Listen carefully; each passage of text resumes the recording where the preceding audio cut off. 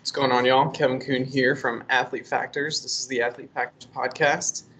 I'm here with an old friend from grad school, Jeremy Reid. How's it going? It's going pretty good. A little tired, but it's going good. Awesome. So we tried to record this last week. Yeah. Had some technical difficulties. We recorded the whole thing. We had the whole conversation. But, Yeah.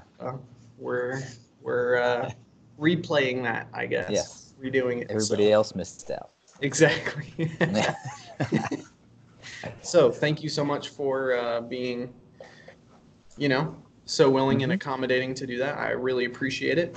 And I think everyone's really going to enjoy just the information that we discuss and really the stuff that you have to share. So cool. Let's go ahead and jump right into it. So if you will, give us a little bit of your personal background, athletic background, academic background, work experience, all of that. All of it.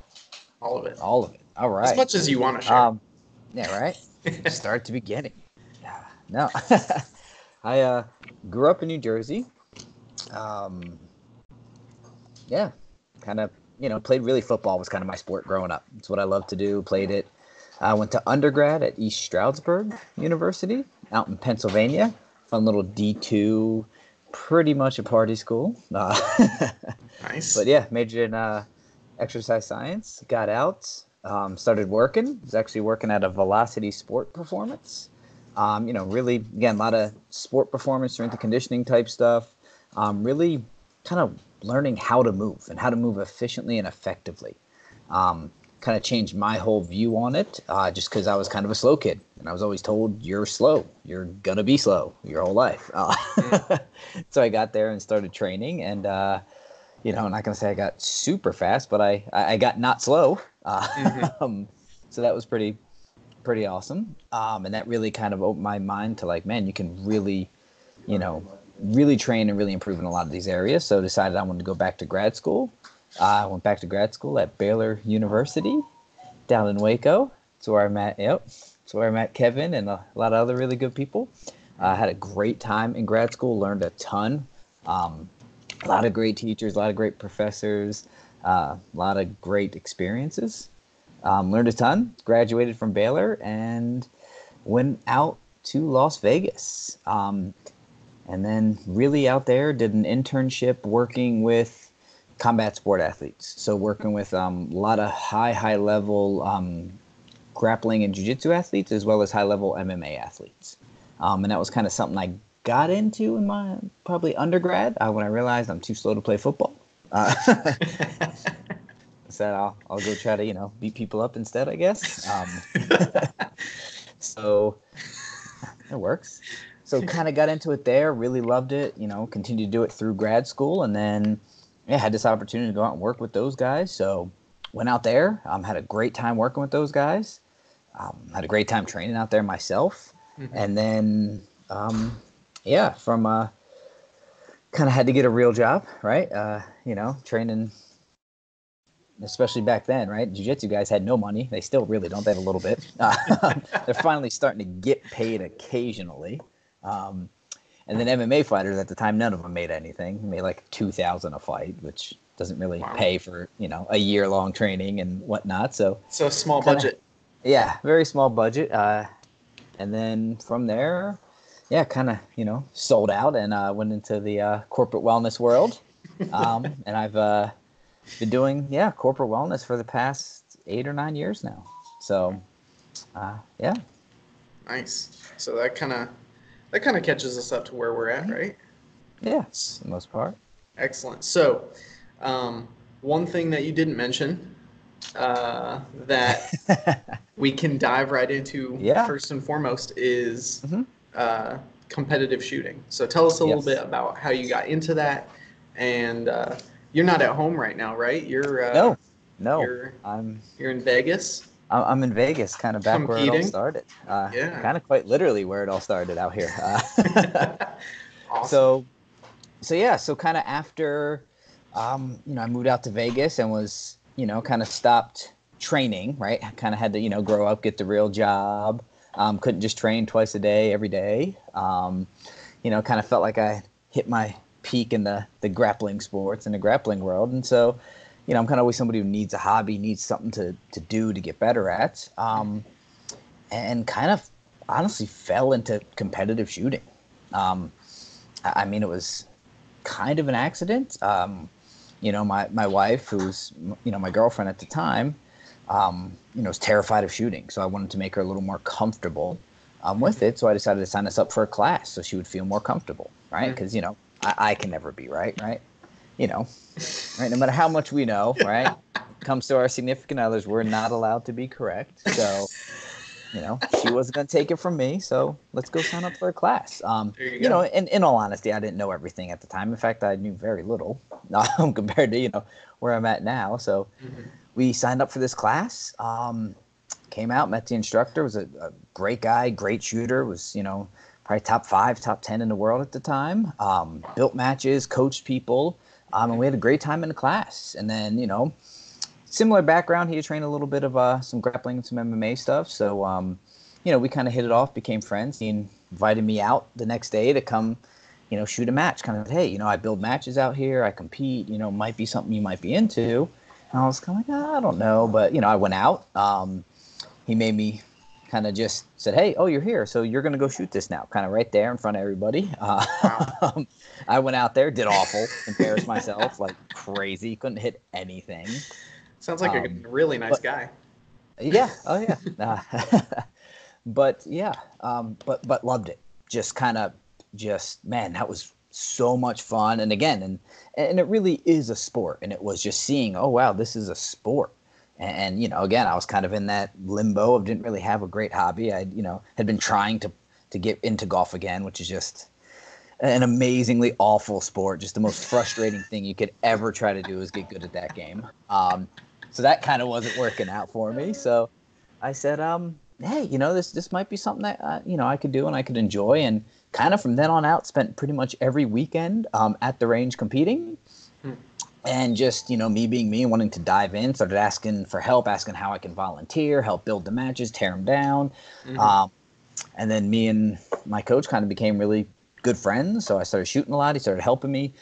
Really kind of taught me everything about shooting. And then he was just a great instructor in general, kind of a similar background, coached a lot of people. So really just kind of lucked out that I had somebody who could teach very well. And so I kind of didn't know much. And so I kind of learned from probably the best to start. So kind of got pretty good pretty quick and have been kind of riding that wave for the past 5 years now, 6 years. Nice. And yeah, so now I travel around,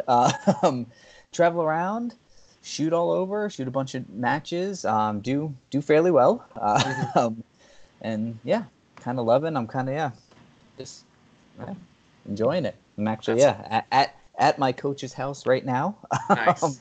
Out here again, helping build another match, and shooting. So kind of never really stopped. That's awesome. So can you explain a little bit about what does a stage look like? Like what's a basic setup, or how does the competition work? So there's a lot of different forms of competitive shooting. Some is more just straight pistol. Some is more stand and shoot. But what we do is kind of what's called action shooting or practical shooting, and that's where we actually kind of have courses of fire, stages, where there's different targets at different distances. Some require different guns to use. Some you just probably should use a different gun because it's probably a little better at hitting that target. And you kind of run through the course and try to shoot all the targets as fast as you can. That's kind of the basics of it. You get penalized for any misses or any other mistakes you make while going through there.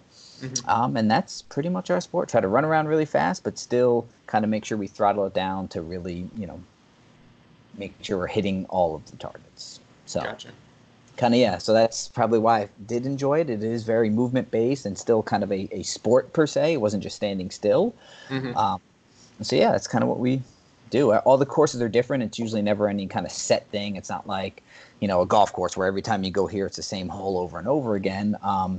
Probably be closer to something like a an obstacle course race, right? Where you kind of know, right? There could be some rope climbing, there could be a mud pit, there could be some of this other things, but I don't really know what exactly is going to be there and when it's going to come. I, might have to climb a wall and climb a rope and do these things back to back, or I might have to not do that at all in this stage. So, you kind of have an idea of what's going to be in there, but you don't really know the exact course ahead of time. Gotcha. So it helps to be relatively fit. Yes, it definitely does help to be relatively fit. It is still kind of skill based, so kind of again maybe a little similar to golf in a sense that like it is highly skilled, so you can kind of get away with being a little out of shape, but kind of like what we're seeing with golf, right? More and more of these guys are getting in shape and are athletes, right? Yes. Every now and then you're still going to have a John Daly around who guy can just hit a golf ball, man. and we have a few of them who might not be in the best shape, but those guys can shoot. Yeah. They can shoot, and they, again, a lot of them move surprisingly well for, you wouldn't expect it, I guess, is a better way to put it. But yes, physically fit definitely is an advantage for kind of a lot of reasons. So. Gotcha.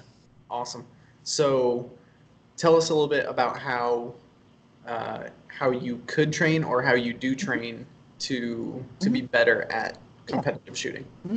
So there's kind of a couple ways I break it down, right? There's kind of what I would call the general fitness, the what we would call kind of general preparedness, really kind of getting somebody, ready, I guess. And then there's that high peak performance kind of aspect, right? And the first thing, honestly, is, and this is something that kind of surprised me, and I've been adding it into my training. It's kind of endurance based, right? So our stages actually don't take a long time, and we're sprinting through them. They're probably only 30 seconds to a minute, maybe 2 minutes at some stages, some matches, but really kind of 30 seconds to a minute. But in between that stage, we have other people who have to shoot it. We have to continually reset it. So, in a typical day of competitive shooting at a match, you're probably on the range for about 6 hours on your feet. Wow. But you're only shooting for maybe, 10 minutes total. So the rest of the time is, obviously spent, preparing, walking through the stages, planning how you're going to shoot it, and then, helping out and resetting while you're, other competitors are shooting. So it's kind of, you start adding that up over like a 3-day match. Like I got a 3-day match coming up. I just did a 2-day match before. I'm building. So by that third day, man, you see some people just kind of, my feet hurt, right? I'm kind of wearing down a little bit. Yeah. So, kind of one aspect is kind of that endurance aspect. So one of the things I added in was just some hiking. And then, obviously we have all our gear on. So I got a belt with mags on them, loaded mags, some guns hanging off me. And again, it's not a lot of weight, 10 pounds, 15. But again, over 6 hours of constantly on your feet walking around with that, it adds up. Oh, yeah. So, that's kind of the first step, right, is make sure, you can handle being on your feet all day and not getting tired by the end of the match, right? To be able to just, not decrease performance as we go through a match. So that's kind of that first step, that general fitness, general preparedness. And for that, honestly, I do a lot of hiking. I do a lot of hiking with the rucksack, hiking with my son. I have, just about a 2-year-old who loves being outside. So I'll grab him, throw him in a little backpack, carry him out. Yeah, nice. Works really good. But yeah, kind of that, long-term hiking, really, again, making sure that, at the end of the day, I'm still, ready to go like I was at the beginning of the day. Not tired, my feet hurting, and, just want to sit down. And then same thing, at the end of the third day, I can still, perform as well as I could day one. So that's kind of the first aspect, that general preparedness. And again, that was something that kind of shocked me because when you look at it, right, it looks like it's very explosive and movement based. So it was kind of shocked to see how much of a factor that played in. Now, after that, kind of once again, we get that general fitness, where I can make it through, right? I'm not going to lose performance as the match goes. Now it's about that, increasing performance. How am I going to get better? How am I going to, move better? And a lot of that training really is, explosive movements. Because a lot of our things are we have to get to a position as fast as we can, and then we usually have something to do, whether it's, shooting a pistol, laying down and prone, shooting some long range, standing there shooting some, tough rifle shots while standing still. And then we have to explode out of there, get someplace else, Mm-hmm. and do something else. Sometimes I got to drop down prone and then I got to pop back up and run someplace else. So a lot of real explosive movements, short sprints. Mm-hmm. And then again, a lot of lateral stuff. So a lot of times we're moving left, right, forward, sometimes backwards. And again, you never really know what it's going to be time. We kind of 5 minutes beforehand to kind of walk it and get an idea, but it's never the same movement over and over again. So a lot of that training is, again, explosive movement. So, me personally, I like lifting and I like Olympic lifts. So I do kind of a lot of Olympic lifting, a lot of hang cleans. I tend to do most things from the hang position because, again, most of the time when I'm shooting, I'm kind of in that, athletic type stance and then kind of dead stop and then have to explode out. So because of that, I tend to do a lot of my Olympic lifting from the hang position, kind of that athletic position, dead stop, and then explode out. But some other stuff that, I add in is a lot of plyometric stuff. So some jumps, some broad jumps, some lateral jumps, box blast type stuff, driving off of one leg. Again, really trying to get those explosive movements, in there. I would say that's one of the first things, right, to work with individuals. Try to get them a little bit more explosive. The next aspect I tend to work a lot of is more of that, and it's a little bit different than, kind of traditional strength conditioning, traditional movement sports, and that is the eccentric type training, right? That kind of gradual deceleration and stability. Most sports, like we have a lot of explode, run, and stop, and so it's similar to sports in a sense of it's get there, stop, change directions, leave, except in that process, we kind of have something to do. We're not just getting there to get there and immediately stopping and getting out of there. So in that deceleration, a lot of times for us, it's not just about stopping as fast as possible. It's about stopping fast while also maintaining a good position to start getting, my gun up and on target. So I'm not just trying to get there and stop, because if I stop abruptly fast and, my gun's bouncing around, my sights are bouncing around, I'm going to take longer to break that first shot. Gotcha. And for us, that's really what's important, right? Not getting there, but how fast can I get there and take a shot and take a good shot, get a hit, is kind of a better way to put it. So a lot of it is as I'm coming into position, I'm slowly decelerating so I can, stop when I want, but also in that process, I'm not bouncing around or doing anything abruptly. So a lot of core stability, honestly, a little bit of, kind of trunk mobility in a sense of I may be running left, but my target may be back right behind a wall. So as I'm stopping, I got to kind of rotate around to see it. So the eccentric aspect is actually, again, a little different because it's not just about stopping and stopping efficiently, or I guess as fast as possible. It's about really kind of that gradual deceleration while everything else kind of stays, super controlled. So, adding in a lot of, eccentric type work to the training, and again, kind of more slower negatives in different lunges and aspects. And then at the same time, adding in a little bit of that core stability and rotation. So core strength in a sense of like I don't have to throw anything or do any type of rotational power, but I do need when my body's moving, everything to stay tight and again stabilized. Because the point for us is to have everything else move fast, but all of this stay as steady as possible. So again, I can get on target fast and break a shot quickly. Yeah, I'm sure if you're like bouncing around, if you're not able to absorb some of that recoil, then it's going to take you longer to get back on target. So, it's the whole idea of training for that. I'm sure to a lot of people just sounds like overkill, but that's probably, like at the top end of any type of competition. It's the little things that add up that make a difference, right? So, so how much of a difference do you think all of this training plays? Like, do you notice a huge difference from before you were doing this type of training to now? Yeah, so I would say it's extremely impactful and hugely beneficial. For me personally, luckily I kind of came from that background, right? When I first started competitive shooting, I was probably in best shape of my life, just because, again, I was coming off of training jiu-jitsu 2 to 3 days a week, training those guys fresh out of grad school. So I had all the knowledge, just literally doing nothing but training. Yeah. So that definitely helped me coming into the sport, just being kind of, athletic. Whereas, again, a lot of people weren't. So I kind of, skill-wise might have been here with some people, but was kind of able to beat them and do a little bit better because I could move from place to place much faster. I could, again, kind of control, again, holding a gun up sometimes can start to get tiring. So having that shoulder strength to keep the gun up.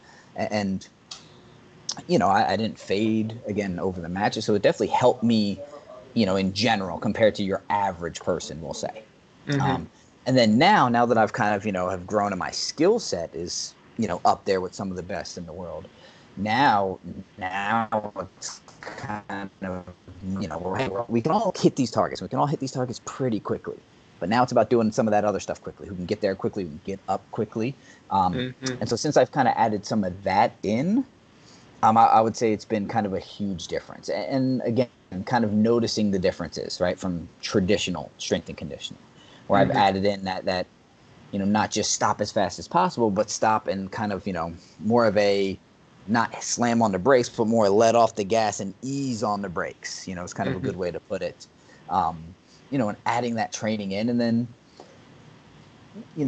with that, I'm lucky that I kind of have a little bit of property where I come that my backyard with my gun, and my neighbors don't get too scared because I don't really have a ton of neighbors, so they can't really see. But sometimes it's hard because I can't just bring a gun into a gym and just Right. start kind of doing or dry fire work and stuff we do. Usually freaks people out a little bit. But adding some of that in, I would say, has definitely helped me over this past year. It's kind of one of the areas I went back to, right? Because, again, I was in shape. I was kind of one of my already strong points. It was getting my skills up. And now that my skills are up, now I'm kind of leaning on that and that knowledge and training to try to push me to be able to move a little bit better, move a little faster. And, again, get that first shot broke faster than my competitor. And then get out of that position faster than my competitor. Gotcha. So, tell us a little bit about the competition that you just finished up and what you've got coming up this weekend. Yeah, so I just finished up. It's called the USSL, so United Shooting Sports Leagues, is the organization that put it on, and it was sponsored by JP Enterprises. So it was the JP Enterprises PCC and 2-gun match. So kind of a little bit different than your traditional multi-gun or your traditional 3-gun that I shoot. It's kind of a new division, kind of a new aspect. So a lot of people hate the shotgun. They just don't enjoy shooting it. They don't enjoy loading it because that's kind of a very unique skill set that takes a lot of time and practice and eats up a ton of time. So you have a lot of people out there who love shooting and they enjoy it, but really they're not a big fan of the shotgun aspect. So what we call a 2-gun division. So it's just rifle and pistol, so they don't have to do that. Now your pistol work's got to be a little bit better. Instead of having a shotgun that has a pattern this big, I got to hit it with one little bullet. But it opens the door to more people, and that's again, one of the things with the shooting sports is we just want to get as many people involved and to have fun and realize, hey, it's fun. And then the other aspect of that was what we call PCC, and that's a pistol caliber carbine. So it's a rifle in a sense that it looks like a rifle, but it actually shoots a pistol cartridge. Gotcha. So because of that, it kind of is a weird gun. So a lot of our rifles were not allowed to shoot at certain targets, especially steel targets, because they're too close and it's dangerous. So you have to, shoot really far with them. And then all the closer stuff we have to shoot with our shotgun or our pistol. Well, now this kind of lets you, because it's a pistol caliber, that you can shoot some of those. Gotcha. So really, it's kind of turned into its own fun thing. I think it's originally started as people just wanted to do it to train for cheaper ammo. And then people realized, man, this is really fun. And so it's kind of like an all-out drag race, because it's just one gun, shoot everything with that gun, and you just go really fast. But because it's kind of different, and same with the 2-gun, it kind of hasn't fit into a lot of big matches. So this organization kind of decided, like, you know what, let's do our own match dedicated. So they're not kind of the the side thought of another, normal match. It's let's Yeah. build a match just strictly for it. Uh-huh. So I came out to help build it and work it, and kind of was like, well, hey, I'll shoot it. My first time shooting just two guns. It was a ton of fun. I will say I am a big fan of the shotgun. I shoot the shotgun very well, and I load it very well. So I wasn't exactly happy when I'd see some little targets that would be very easy for me to shoot with my shotgun, but not so easy for me to shoot with my pistol. Uh-huh. So it was a little frustrating and annoying certain times, but the match was great. Had a blast. Had an absolute blast shooting. You always make some mistakes. You never perform, right? It's kind of like a golf or even like an MMA or jiu-jitsu, where even if you win, it's like, there was always mistakes, right? I could have hit this shot better. I could have sank that putt. I could have, not got hit with this shot, or I could have, justified instead of winning a decision. So you're always kind of, wishing you did a little bit better. But, I would say overall, I shot pretty well. I ended up finishing in second place. So that was pretty cool. Yeah. So, yeah, it was a lot of fun. Congratulations. Oh, thank you, sir. So, when it comes to the guns that you're shooting, is everyone using the same caliber? For the most part. Yeah. Yeah, for the most part. Your shotguns will 99% be 12 gauge shotguns. I think we do allow 20 gauge. It's really not a benefit, but it's more for in case we have some junior shooters, right? So a young kid or even some female shooters who are just getting into it. And again, maybe they're a little small, or a shotgun can be a little aggressive. So being able to shoot a slightly smaller one can be beneficial, but I would say 99% to 12 gauge. We kind of have what we call minimum caliber. So like pistol would be a 9mm. That's what you're going to see 90% of people shooting. Now, some people may shoot a 40 because that's what they had. And it's nothing, we don't ban you from shooting it. It's just, 9's a little bit, recoil's a little bit lighter. You hold more, more ammo in your magazines. It probably makes sense to shoot 9. Yeah. But if you have a 40, that's the only gun you have. We're not going to not let you compete. But in general, probably 9mm is probably the most common. And then same thing with the rifle. 223, 5.56, 223 cartridge. Again, it's cheaper than like a 308 or some of them bigger bullets. You can fit more in the magazine. It doesn't beat you up as much. Yeah. So that's what we're going to do. Now there is something called the heavy division, which can be anything from you have to shoot a 45 pistol, you have to shoot a 308 rifle, and you have to shoot a pump shotgun. Oh my gosh. So it's kind of that the tough guy division. That, really, it's usually about 4 or 5 people who do it just because they enjoy it, right? Yeah. Some just really enjoy shooting those heavier calibers and cartridges. Some are hey, I grew up shooting a pump shotgun and a 1911 45, and that's it's God's caliber, and you hear a lot of that stuff. It's God's caliber. Yeah, it's guys who shoot 45 are pretty particular about it. So, they have their division. If you want to come play in that, you're competing against other people in that same division, which is awesome. But I would say the vast majority is going to be that 223 rifle, the 9mm pistol, and the 12 gauge shotgun, semi-automatic, not the pump. Gotcha. That's hilarious. I feel like I would probably be in a little bit of pain after that. Yeah, that's a lot of shoulder action. Yeah, I would imagine.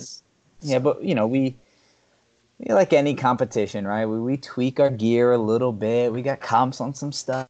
We run kind of light little powder puff ammo that again, right? Competition. We're drag racing and we're going to push performance. And for a pistol, the flatter the pistol stays, right? The less it rises, the faster I can get back on target and take another shot. Same thing with our rifle. The less the shotgun's beating me up, the more I like to shoot it, faster I can shoot it. So really, again, very set up to be, kind of like a sport where we're really kind of drag racing. So. Gotcha. Cool. Well, let's transition a little bit over to the combat sports and how you got into that and and how you were how Yeah. you were training these athletes and kind hmm of your philosophy behind all that. hmm Yeah. So again, right? I think I kind of got into that when I was kind of at a loss, right? I was played football my whole life, loved it. Played through high school. I went to the smallest little high school, you know, probably in New Jersey almost. So all 5'10" of me, 200 pounds of me played offensive line and inside linebacker in high school. Nice. Um, and decided I want to go play in college. Got recruited by some D2, D3 schools, decided I wanted to go to, East Stroudsburg, went out there and went to go play. And yeah, you're not playing inside linebacker, buddy. You're too small. Probably too small to play linebacker in general. Go play safety. Okay, cool. All right, whatever. I'll learn safety. You're slow. Be faster. Be faster. Okay, I'll try. Yep, you're not faster. So maybe try some special teams. And kind of got to a point where it was like, well, doesn't really seem like I'm going to be playing football much at all. And I kind of need a job and I can't work and play. So I kind of stopped playing football and got a job. Right. And Mm-hmm. then kind of like anything, right? When I kind of lost that, I, knew I enjoyed working out. So I kept working out, but it was kind of like, I wanted a sport. I wanted to compete. Mm-hmm. We had a little boxing club that a few of my friends went to. So I kind of went there with them. It was kind of fun. But then I saw, kind of over on the side, some people wrestling around, grappling. And I was kind of, what is that? Right. But it didn't look like high school wrestling, which was always kind of, strange looking. It kind of looked like more like they were like actually fighting to me. Yeah. So I was like, oh, that's interesting. And kind of paid attention a little, of course, like, oh, yeah, try it out. I jumped in there, spun around, flipped upside down, didn't know what was going on, but it was fun to me, right? It was fun. It was intriguing. So I was like, man, I think I want to do that. And honestly, I wasn't getting punched, right? Boxing's a lot of getting hit, trying to hit people. It's kind of, for me, I didn't think as much in it, and it was less, satisfying. When I started the grappling and the jiu-jitsu, it was much more like a chess match where it's controlling, being physical, but also having to think, and then trying to, again, think a step or two ahead, and then, yeah, kind of like everything, just kind of fell into it and then dove right in. Just loved Mm-hmm. it. Started training whenever I could. So trained all through, the remainder of college. So my last 2 years of college, trained, got out, trained at a couple high level places out in New Jersey. Um, Fought was fun. It was a great experience. Mm-hmm. MMA people, as far as getting punched every day over and over again, that gets a little bit old. You can get to where it doesn't bug you as much, but it's never fun. But Yeah. the grappling, again, it was always just, very physical, but, say you don't get hurt, but you're not getting beat, right? You're not getting Mm-hmm. popped in the head over and over again. It was more Yeah. muscular stuff, right? Pulling Mm-hmm. an arm, pulling something, I tweaked my neck, those kind of things. So, again, just really loved it, loved learning and learning. So kept training. Again, like I said, decided to go back to grad school, kept training through grad school, Mm-hmm. and just loved it. And then, in that process, obviously, right, I was exercise background, working at Velocity Sports Performance, really, well, what's the best way to train for this? And, Mm-hmm. same thing, carried that over into grad school. What is the best way to train? And then really just kind of learned, man, there's not a lot out there, especially at that time for working with those combat sport athletes. It was a little different. And traditional strength and conditioning, programming doesn't quite work Mm-hmm. because fighters are, we'll call them special. They, hey, I don't have a fight, so I'm not really going to train, or I'll do some stuff, but I'm going to eat, and then, oh, I got to fight. Okay, I need you 8 weeks. I got to be in the greatest shape I've ever been in while also losing 30 pounds. And I also have to do all this other stuff at the same time, right? I got to spar, I got a game plan, I got to train this, and you're like, okay. I'm used to kind of having a whole off season, like you're not competing for like months and months away, and I got all of your attention, like walk through practices, some skill work, but it's kind of my time, my show. Mm-hmm. It's kind of not how these guys operate, right? It's no, I'm not going to stop sparring. I'm not going to stop training. I have to cut weight. I'm going to do all of it at the same time. Mm-hmm. So it really kind of, forced me to change how I was training these individuals. I mean, it really did take a long time to kind of learn the less is more approach, right? Mm-hmm. And that's, as much as I would love to say what I was doing with them was their most important thing and the most important thing, it's not. Their most important thing is their fighting, right? Their Mm-hmm. sparring, their game plan, being ready when they step into that, ring or cage or octagon, whatever it is, that they are ready to perform. They're ready to implement their game plan and their moves. They're ready to defend against whatever that other person's going to do to them. And at Mm-hmm. the same time, be in shape that they can do that. But ultimately, that's kind of the really important stuff for them. So it was a lot of, cutting the fat and fluff out of a program and what is the most important, right? What Mm-hmm. kind of stuff are they getting in other places? If this guy's training twice a day, he's probably getting a good amount of, endurance work in, right? Yeah. If he's grappling people every day, he's probably getting some decent strength work in, Mm-hmm. right? And then at the same time, he's cutting weight. So, right, we can't really push too hard if somebody's in a, caloric deficit over and over and over. Recovery is going to be a huge issue. And Yep. that's what I was starting to see with a lot of guys, right? A lot of guys were trying to push hard in the gym, push hard, in sparring, push hard in their grappling work, push hard hitting the pads, um, and all while trying to lose 30 pounds. Mm-hmm. And halfway through the camp, they were just exhausted. But they're mentally tough guys. They're a little, some are a little off, so they're pushing themselves. Um, and they're going, but right at a certain point when you're looking at somebody, it's like, dude, going through the motions in my sparring work isn't really helping me, right? Like Mm-hmm. that's the time I'm supposed to be getting better. I'm supposed to, really work on my skills. What combos am I going to throw? What's going to work for me? And get a Mm-hmm. realistic look when we're sparring individuals, right? When they go Mm-hmm. for this, I want to do this or that. But if you're just so beat down and exhausted that you can't do the things you want to do, then you're not, that's detrimental. So Mm-hmm. I really kind of had to take a look at it when I was out there of what is the minimal amount I can do to elicit the responses I want. Mm-hmm. What are the most important responses I want, Mm-hmm. right? And then how can I work that in around all of their other stuff that is extremely important? And that was really my big goal. And a Mm-hmm. lot of how I trained was, very simplistic. Some guys it was a little more strength based, right? Because maybe they were the smaller guy in their weight class. Other guys it was very explosive based. Man, they were super strong, really good wrestlers. They could hold guys forever. But when it came to striking and throwing punches, they needed to be a little bit more explosive. Mm-hmm. So we did, focus on kind of more explosives. And usually that was, maybe 1 or 2 days a week in like, what I would call in the weight room, you know? And even then it was 1 or 2 exercises, right? What is the most important, right? Mm-hmm. Again, if it's something explosive based, we're probably going to do, some Olympic lifting type stuff, some cleans, some snatches, even maybe some kettlebell work, Mm-hmm. you know, some box jumps, some plyometrics, but really focus on that aspect. And again, trying to keep that programming down to a minimal, right? Mm-hmm. And then same thing, if it was more strength work, okay, maybe we'll get some squats in, Mm-hmm. maybe some deadlifts. But again, trying to keep volume low while trying to keep intensity high, right? Again, I don't want to break down a ton of muscles and have a lot of soreness and recovery time needed, but just enough to elicit, again, if we're talking strength and power, more that neuromuscular response, right? Make sure everything's firing when we want it to, and firing as fast and efficiently as possible. Mm-hmm. So that's kind of the weight work that I would do.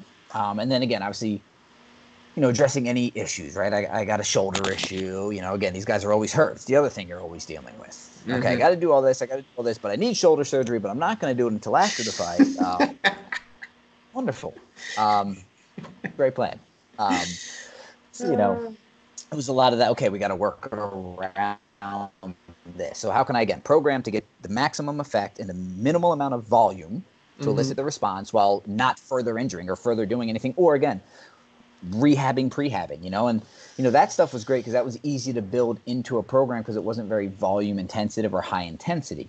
So a Mm-hmm. lot of times it was a lot of mobility work mixed in, right? So Mm-hmm. again, we're only going to do one heavy lift, but in that process, we're going to do some, lateral, hip mobility stuff to really try to strengthen that because they just came off of blowing their knee out. Or same thing, some shoulder stability work because they need shoulder surgery, but they're not going to go get it.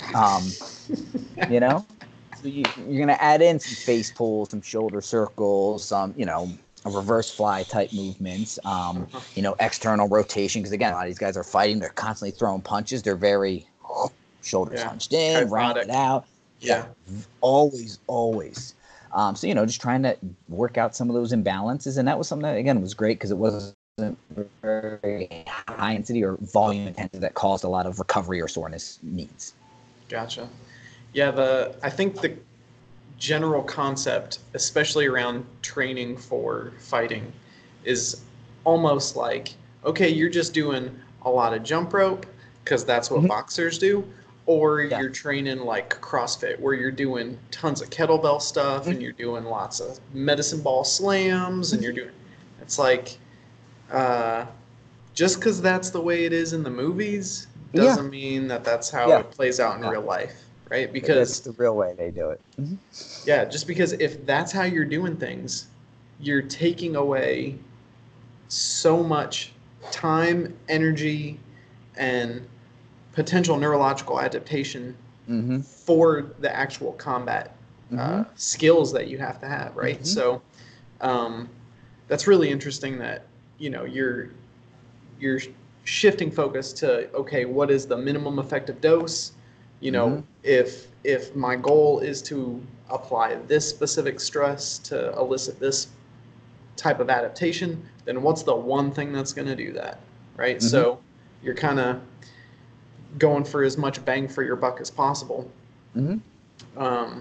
Just because, like, you don't have an unlimited time, right? You don't have an unlimited you don't have unlimited resources when it comes to that. So I think that's really interesting. Yes. It's very enlightening. And I like that you pointed out the kind of the limits on the neurological system, right? Because that's one that was kind of hard to, not want to say hard to find, but hard to like realize that was the issue, right?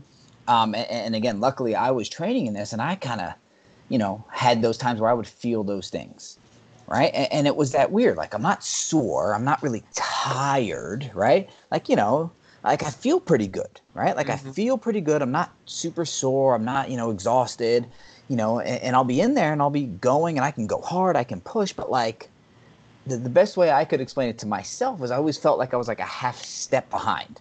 Like I would see what I wanted to do, but my body would react to it like a half second too late, right? And it was like weird to me. I'm like, man, I feel good. I'm not tired. I'm not this, and like I'm seeing it, but like my body just couldn't keep up with my brain sometimes.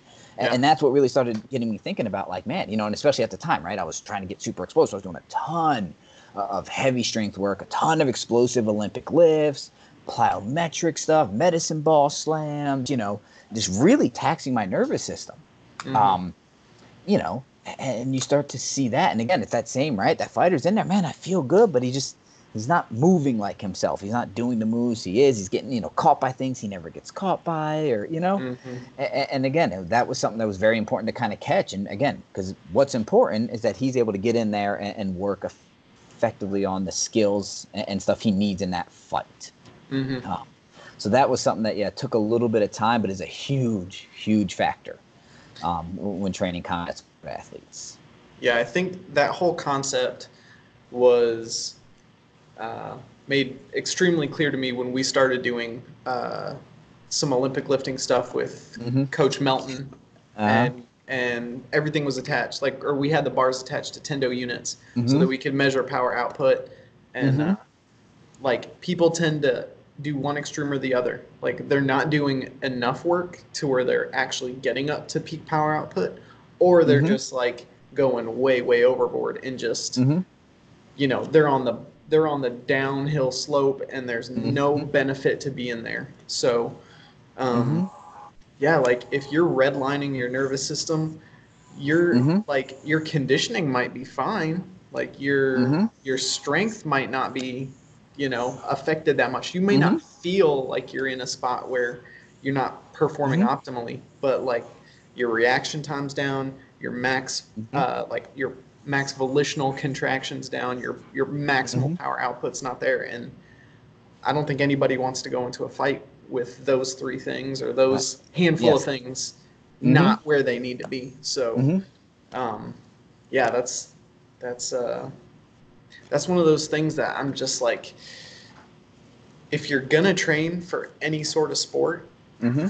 got to keep in mind like you want to show up competition day Mm-hmm. not just fresh, but like with the nervous system primed, right? Mm-hmm. So, um, which kind of leads me to my next question. So, like, if you know you've got, um, 8 weeks to prepare Mm-hmm. for a fight or a competition, Mm-hmm. like, what are you doing, like a week out or a few days out to make sure that Mm-hmm. they're as fresh and prepared as Mm-hmm. possible, but also that the nervous system is primed and ready to go? Yeah. Mm-hmm. So a lot of what I did and what I would recommend was, there was kind of two schools, right? And it's funny, like training in combat sports was hilarious because it's right. You have that thing where you always feel like they're like 5 or 10 years behind, right? It's like that old school approach, right? And it's extremes, right? There's the guys who cut no weight, and then the guys who cut like 50 pounds. Like, dude, I'm not saying don't cut any weight, but like 50 pounds, you might have some performance, detriment. And it was kind of the same thing when you kind of got into like the, fight week, right? It's fight week, you Mm-hmm. know. And one of the big issues is obviously any weight cutting, right? Because that's got to make weight. But there tended to be two schools of thought. It's fight week. Stop doing everything. Mm. This week is about rest. We just did all this and we're just resting this week. And they would, boom, cut everything down and out. And that's where you would see kind of exactly what you're talking about. The guys would feel good, feel rested, but when they got in there, it was kind of that like, right, that rusty almost, or that Mm-hmm. nervous system's not firing because they've just been doing nothing. Mm-hmm. And then the other school of thought is you just keep training hard and train hard and train hard up until, the day before the fight. You take one day rest and you go in there, right? Because you can recover in one day.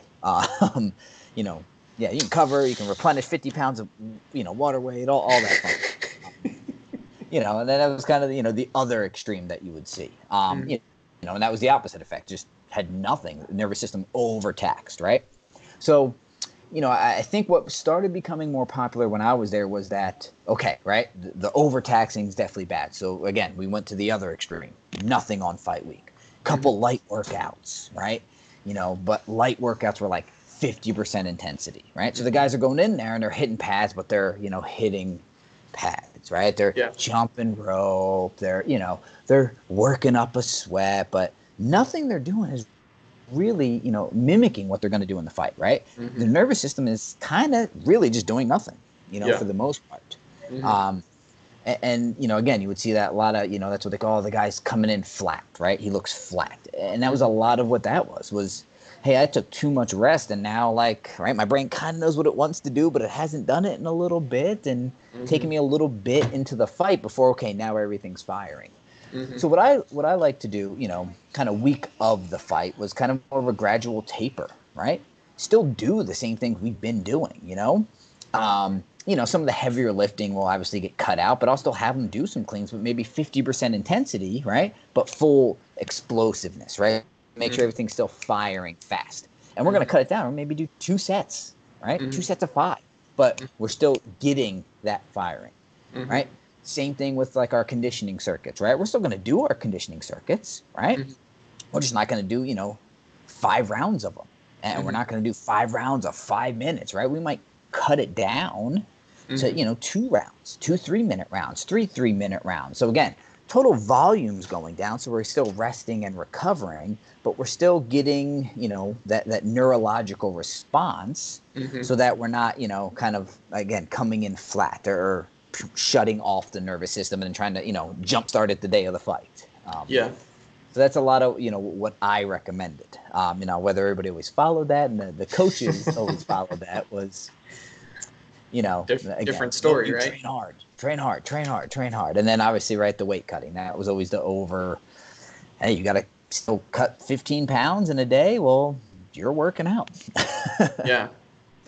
So, but yeah, that was kind of the big the big goal kind of for me fight week was taper everything down so we rest and recover, but still do much smaller bouts. But again, really making sure that nervous system stays firing, right? And I would even try to tell them, hey, do rounds, do a round with the mitts with your coach, but don't do 7 rounds like you usually do. Do 2 or 3, right? Yeah. Or maybe cut the rounds a little short, but make sure we are getting in there and throwing those full punches, those full kicks, right? Same thing with the grappling. Make sure you're getting in there and getting a hard round in. Now, again, we don't got to do 6 hard rounds. Right. We don't got to keep having a fresh person, right? The conditioning part is done. It's get in and get a hard round and get out, right? Get a hard 2 minutes in, right? And get out. So that was a lot of the goal of that last week. So that sounds pretty similar to what I've heard a lot of like powerlifting coaches will do, or just people who are even strength coaches who are just working on increasing, like focusing on big squat numbers or big deadlift numbers, where during a taper week or a deload week, their volume is essentially cut in half, but the amount of weight that they're moving on the bar doesn't really change, right? So the effort is still there. They're still applying intense work, but instead of 5 sets of 5, maybe they're doing 2 sets of 5, or maybe they're doing 3 sets of 3 at the same weight that they were doing 5 sets of 5. And that way, you're not losing all that progress you've made, but you're allowing the body plenty of time to like adapt, to rest, to replenish glycogen stores, to repair damaged tissue, and then the following week, like they're ready to go. They're ready to roll. So that all makes sense to me, man. I like that. So yeah. So let's jump back a little bit to shooting, just because you mentioned before on the previous podcast that we recorded last time.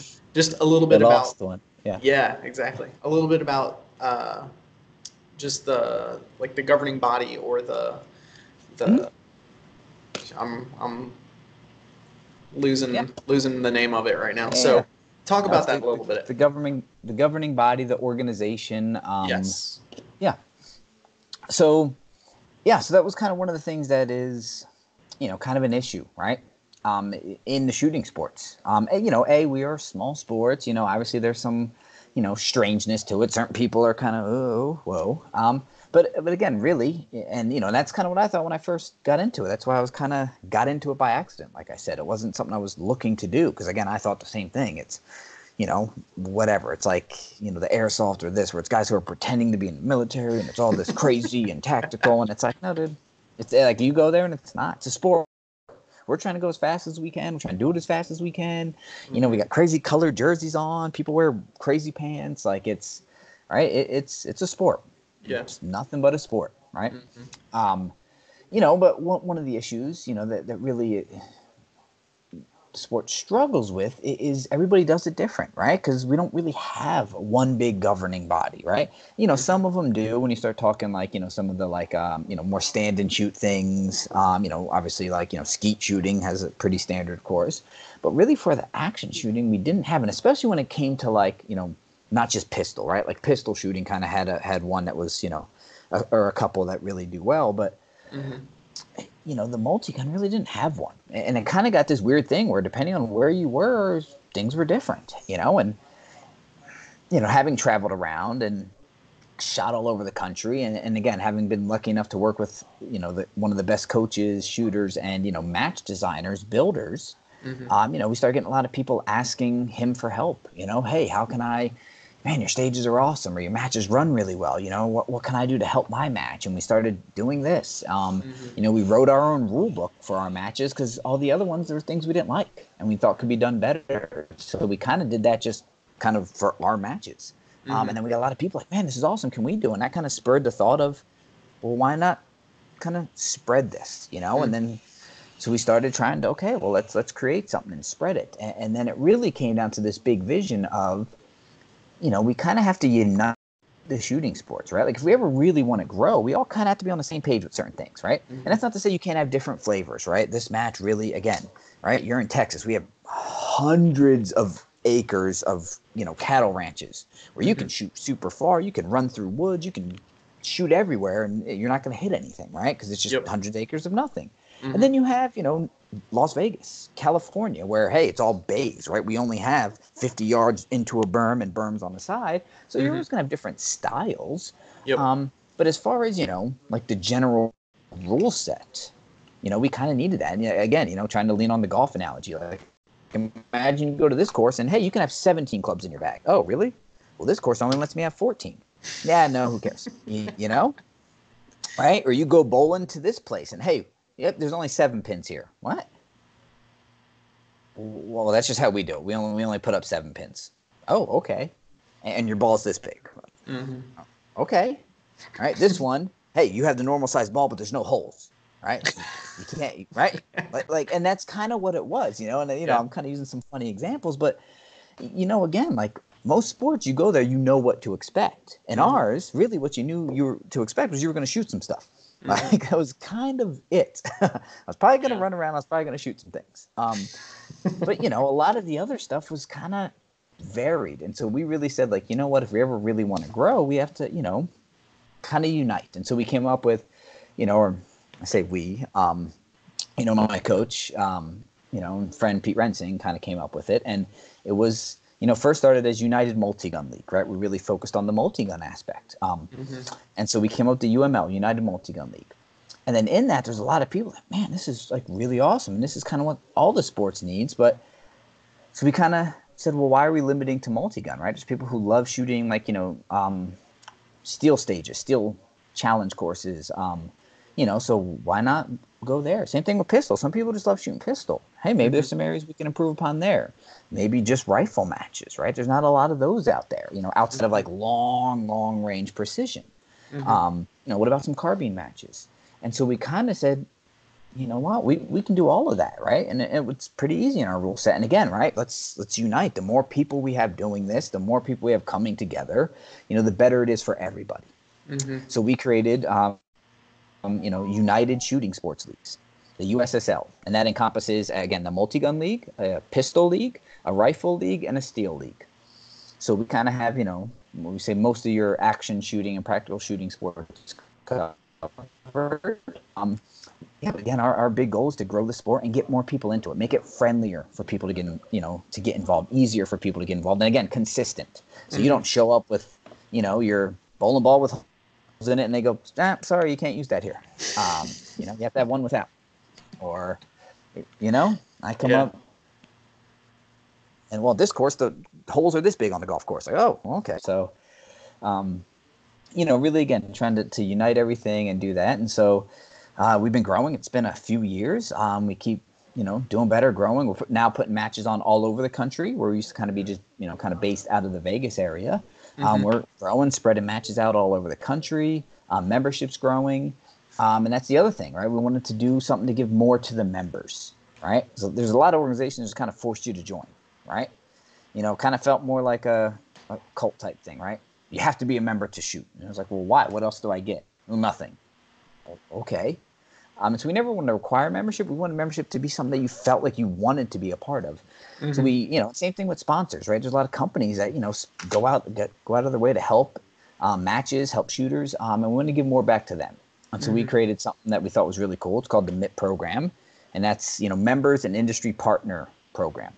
And that's basically where we partner with a bunch of companies to give our members special discounts just for being members. So again, right, we're kind of giving some of the sponsors a little bit more love. We're advertising for them, and we're giving the members something more, a reason to do it. Our title sponsor for that is Bushnell. So if you're a member of the United Shooting Sports Leagues, you get 50% off of one Bushnell optic, which, again, depending on what route you go and what optic you go, you can save you up to $800. Wow. Another one that we have is custom ear protection, right? That's a huge thing in shooting sports, right?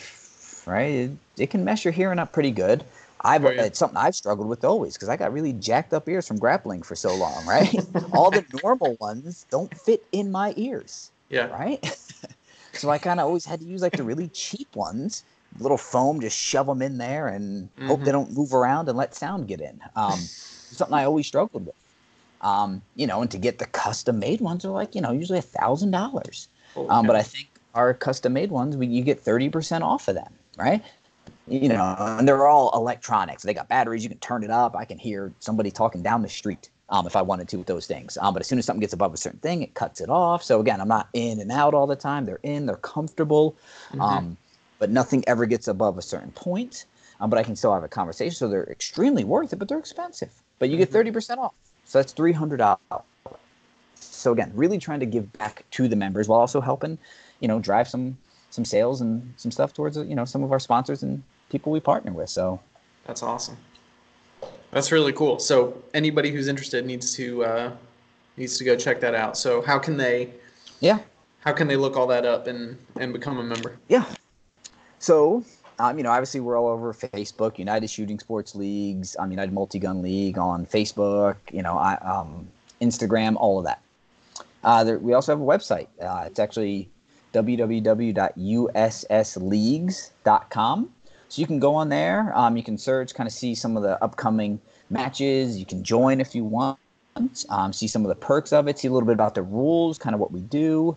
And we're really looking to, again, kind of expand that website coming into next year to really try to have more of a complete list of the clubs around the country to, again, really help get people involved. The other thing you can do, if this is something you think, man, this would be cool, right? I never knew this was a thing and I want to get involved. Reach out to me.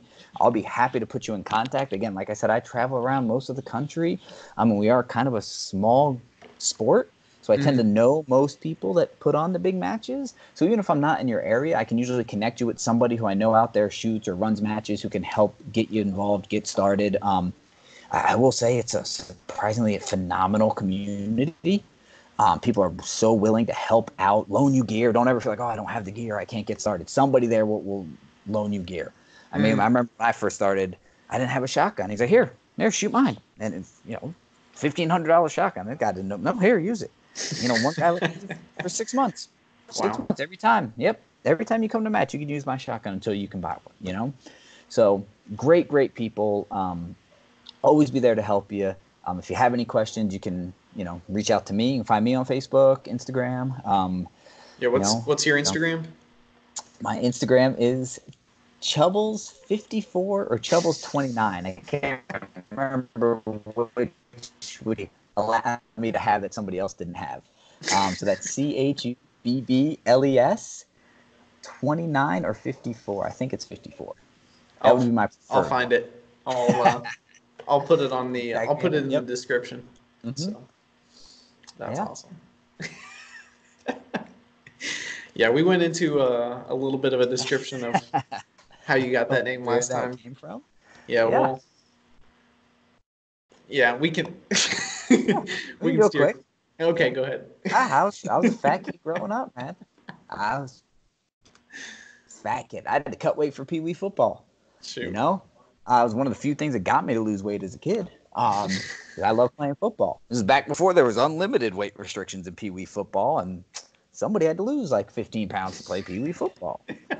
So I did. As soon as that was over, I gained it back. I was, genetically determined to be a little bit on the chubby side. Mm, So that was kind of my nickname growing up. Chubs, Chubs. Chubsy. That was kind of a nickname. I was always active, always played sports, and then kind of when I got into high school and football, really got into lifting weights. And then obviously as I got into college and started, just learning more, training more, I kind of got into pretty good shape. And then it kind of just became ironic and funny. Mm-hmm. And it hung around for a long time. And so, some of my best friends growing up still call me that. And that's, my wife actually, for like the first year, she knew who I was, knew me as Chubsy. Nice. So yeah, kind of where that happens. It's still on my shooting jersey. It says Chubbs down the side. My whole shooting team calls me Chubb. So Nice. So yeah, it's it's just kind of stuck. funny at this point. Ironic. And, yeah, it's stuck and it's there. So why not? That's awesome. That's so cool. Awesome. Well, uh, let's close it out. Any last words? Any pieces of advice for everybody listening? Um, yeah. Yeah, sure. I got two, I think, right? I did the two last time, and they were, funny little sayings that a couple of my coaches, have said to me, that were kind of very concise, but really stuck, and I think apply to a lot of things. The first was, again, my coach, Pete Rensing, who, again, I'm sitting in his house at his desk right now. And coming up, right, like we always want to chase gear, right? Oh, well, if I buy this gun, I'm going to get better. If I buy this whatever, I'm going to get better. And it's not to say gear Mm-hmm. doesn't play any part of it, but it's like the guy who's learning how to drive a race car. If I buy this race car, no, you need to learn how to drive better, right? Mm-hmm. And so his favorite saying was stop, just stop. And that was kind of his way of anytime I started, kind of getting ahead of myself, thinking this is going to do this and this is going to do this. Just stop, just stop. Kind of, you know what to do. You need to train. Whatever you're going to Mm-hmm. spend on that, go buy ammo. Go buy ammo and get better, right? Mm-hmm. Train, practice. That's what's going to make you better. Don't get Mm-hmm. ahead of yourself. Don't start chasing quick fixes.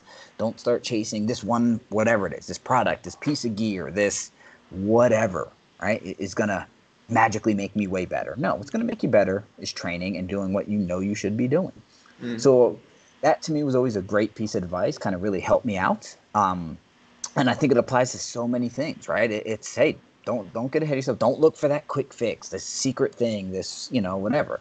You usually kind of know what you should be doing. Just do it. Kind of is again that kind of stay in that moment, right?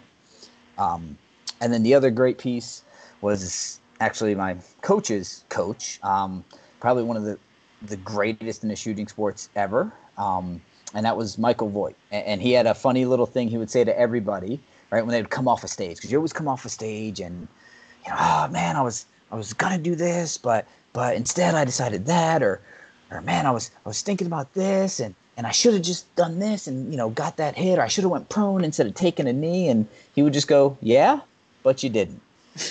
And that was kind of his, it was kind of his funny way of just kind of saying like, dude, it's not worth talking about everything you could have done in that stage. Like that stage is over, right? Mm-hmm. And he'd do it for a lot of reasons. One, because there's a lot of people who kind of lived in that, you know, you're thinking you're better than you are. No, you didn't.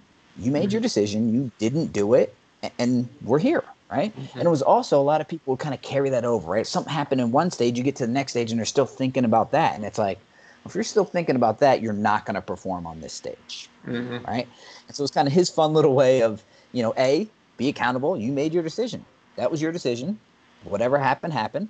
It's done Mm-hmm. now. Move on, Mm-hmm. right? Fix it, right? Do it better next time. Learn from it, but it's done, and kind of, yeah, but you didn't, right? But you did. But you didn't, stop, again, living in the past and worrying about what could have happened, what would have happened, what should have happened. No, it didn't, yeah, but you didn't. Yeah.